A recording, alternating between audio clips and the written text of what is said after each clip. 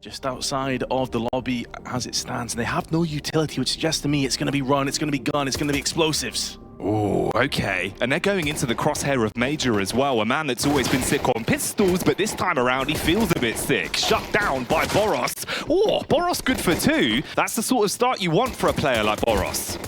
It most certainly is, and that puts Antares onto his back foot. Right now, Eternal Fire struggling, just the one player remaining, which will be Wakadia. Sunpias in the meanwhile, though, will be going up against Boros. Actually, it's not. That's Wakadia. I was getting confused there. Sunpias, last player to fall down. Went into endpoint, started causing some issues. His first RMR is obviously back at Antwerp, right here in Romania for PGL, Vince. Since then, having a few opportunities coming his way. We need to see him have that resurgence and deal some damage. Early 1-for-1 trades, but the Boros show continues as the Butcher Blade comes out and he carves a path into the A site with a Mac 10. Man's making some mean moves as well, just slicing his way through everyone, Vince. Yeah, he's loving these early rounds. 6 kills already, padding those stats, but in very important rounds against Force Spies, against Pistols. These are legit rounds. And now Sunpias on the approach. Antares gets slumped. He's had a bit of a rough day at the office. Well, yesterday that was. We were talking about this coming into the game, that it's kind of topsy-turvy in terms of where the frags are coming down and the stat distribution lies on this Eternal Fire squad. It almost feels like it's kind of been flipped, right? You've got Woxic and Xantares down towards the bottom, which isn't what you'd expect. Woxic rather towards the top with just Xantares at the bottom, and it's why it's so bizarre, because obviously Xantares, normally one of those players that you expect him to be a big game player in these sort of environments. Guy thrives on land, man. Way forward for Eternal Fire. Maybe stacking with some of these pistols. They do have Deagles in play. A few upgraded pistols here and there. Of course, the Zeus, which I expect to see a lot more of in the RMRs and going forward. But it is Snappy that's pushing forward here into the site itself. Magus takes point. The MP9 spray down, not there. And Snappy and Magus both pick up 1. Oh, cleaning house. Mopper bucket take towards the A site with no casualties. So it's exactly what they want. The Falcons fly in. I think it's safe to say he never really reached the heights of big that a lot of people expected him to. You could say the same with the organization overall, to be fair.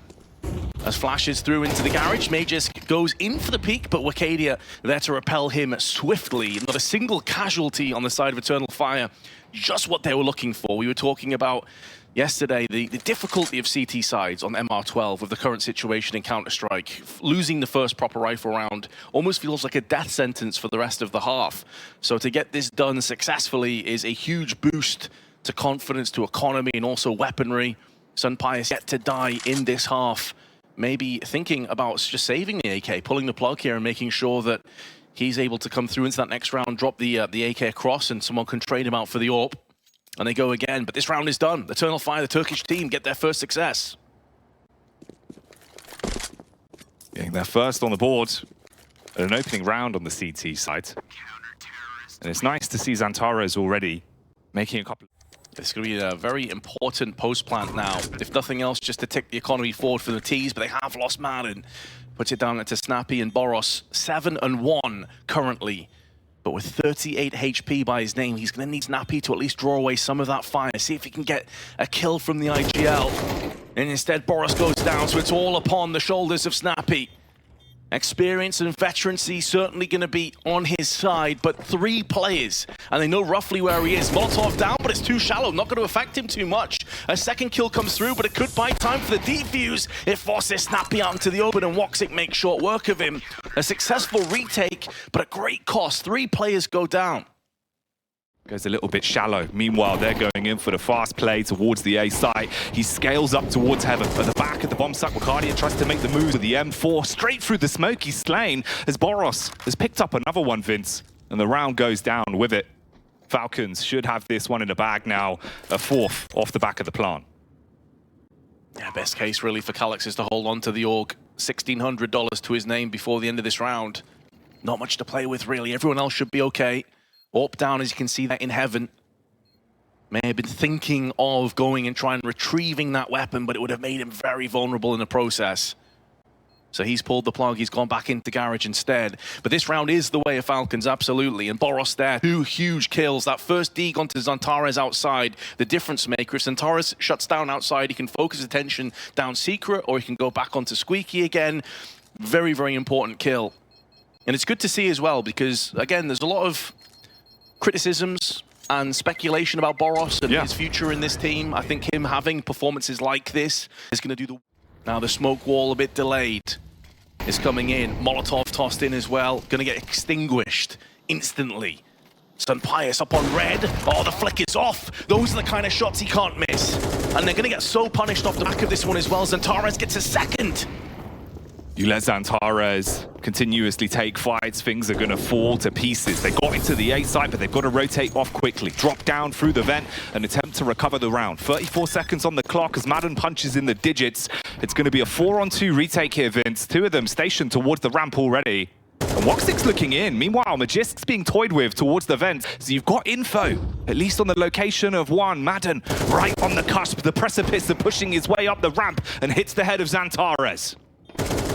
And Calyx, who was weakened by Magisk, has now been finished off, but Woxic does bounce back, putting all that pressure on the very capable shoulders of Magisk. You will need to make a couple of these players disappear as fast as possible. Smoke in his eyes, though. That's going to delay this. There's no chance. The timer's already run out. Magisk can run through this one, but he gets shut down from Major. It's going to be so close, but they have it done. That smoke was the difference maker. And Eternal Fire, just about by the skin of their teeth, pull it off. Oh, early Molotov to block off the timing in case it's a fast push towards Secret. Xantares up to his old tricks, calls in for the nade from his teammate, breaks the smoke, pre-fire spam going across. They're starting to get peppered. Woxic, he's been the barber in this situation. Vince giving out free haircuts, but no short back and sides this time. It'll instead be Xantares that gets the opening pick, and they bombard their way down into the crosshair of Bucharest, waiting for contact, but loses out after 1. That's a really nicely placed Molotov, though. It's done a lot of damage to these oncoming Ts. Entry is good for Magisk, but there is the man again, the turret of Xantares. Spitting bullets. And sealing the round up onto Snappy as well. Xantares, he's already in position, suspecting a potential fast A on this one. Major holding out the Molotov, waiting for the push. Here come the flashes, and Molly's in as well. Everyone's blinded. No one can see a damn thing, but Xantares again is shifting through the frags. 3 quick fire kills for him, and Major secures the full house. Oh, Xantares in that early peek was anticipating that Silo could get peeked into as well. He had the right idea, but Boros had read the script.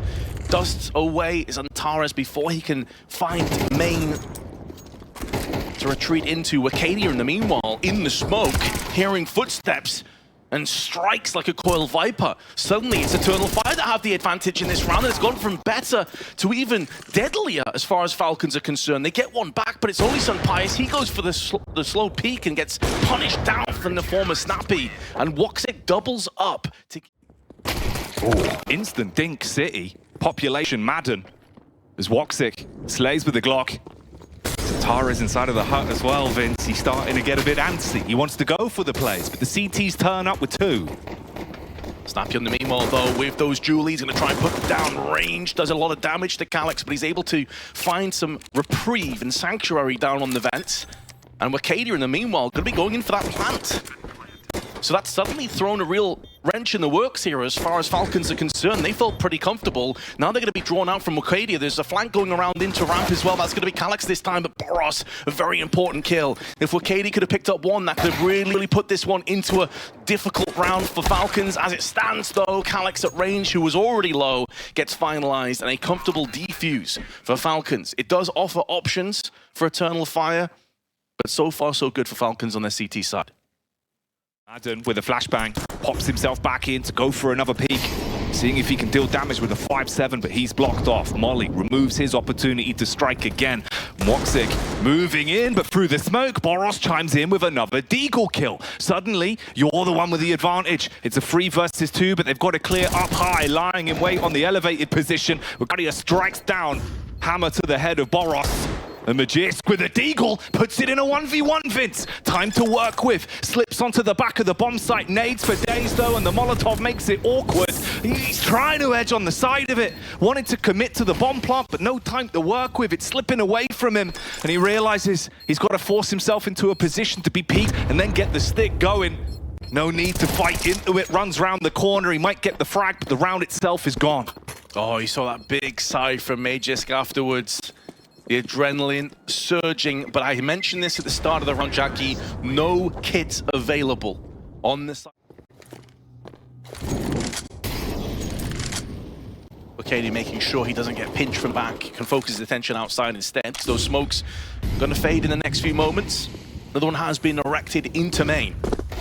But tread lightly, Eternal Fire, because there are deagles in play again, and Magisk, who was anticipating a push up close, gets one, but that may not be good enough because he had the only rifle from that previous round. And now it's down to those deags and those USP and P250s. And there's tons of time left here, Jackie, but they could be getting flanked from Secret. Does anyone realize this is a possibility? May not matter. At this point, might have got away from them already. Snappy, late to the party. At the very least, he could play off the back of Boros. Potentially bait for him somewhat if they go together from main. The round itself is looking grim, Vince. Outnumbered, 4 versus 3. And in good positions, Boros peeks in. And it is night-night from Woxic. Outnumbered, outgunned, but Sunpius is keeping a tiny thread alive. In terms of the round, it's already done. I think what they were looking for was exit frags and allowing the bomb to do most of the work for them, as they know the economy of Eternal Fire isn't exactly brimming to the full. But that's not going to be the case here. 3 players survive out of the round, but more importantly than that, 11-5 the score. And we meant of mental fortitude to buff this one out. Santares is just trying to toy with them, planting seeds of doubt in their mind towards ramp. Meanwhile, they reset themselves towards the A site, Vince. CTs need a big hold on this one. Oh, Major's going through. He's going in for that clean entry. And he gets onto Mad and puts all the pressure on Magisk, who cannot pass. Oh, it's just systematic shutdown from Eternal Fire. Raising and pillaging the site once more. Sunpius with a consolation kill and nothing else. Because of their lack of economy, they'll be desperate to hold on to these 2 weapons, but that will put them at 7 match points to save. The nuke now has Eternal Fire written all over it. The Turkish team back to their winning ways, Vince. It's going to be so hard for Falcons to find any sort of way to reset from this one and get themselves in the game now. It's almost feeling like a ticking time bomb, Vince. It's not a matter of if, it's a matter of when for Eternal Fire. Yeah, it's been a bit of a flat performance from Falcons, hasn't it, really? I want to take... Oh, and it's a cheeky maneuver. They're going for the fast play. They bombard out on the A bomb site. They want to finish it right here, right now. And with the opening 2 frags, Vince, they put themselves into a damn good position to do just that. Boros eats the HE. It's not a very healthy breakfast. Through the smoke, Snappy gets slain. And Falcons, their wings have been clipped. Eternal Fire are burning bright, Vince. Yeah, Sunpius with it all to do in a 1-on-4. Is going to cut that by 25%, but his health, even at 100, is outshone by the 3 remaining Turks that he has to fight off against. And on top of that, as if that wasn't bad enough, there's a bomb as well, but Eternal Fire shut it down 13-5 and make it look so easy in the process.